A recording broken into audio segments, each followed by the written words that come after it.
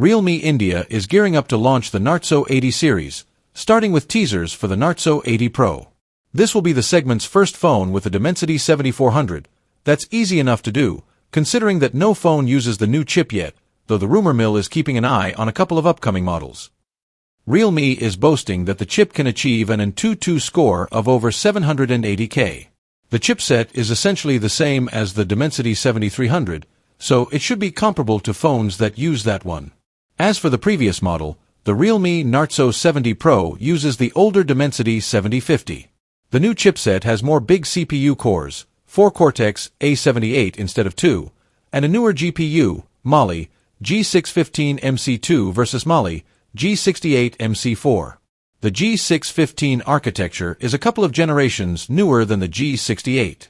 Anyway, the Dimensity 7400 is also fabbed on a more modern node, 4 nanometers versus 6 nanometers, both TSMC. The Realme Narzo 80 Pro will be launched on Amazon India, which already has a landing page.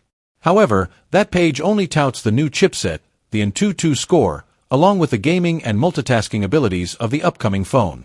We guess Realme hasn't gotten to it yet, but earlier this month there was a leak about the Narzo 80X, which will allegedly be powered by the Dimensity 6400.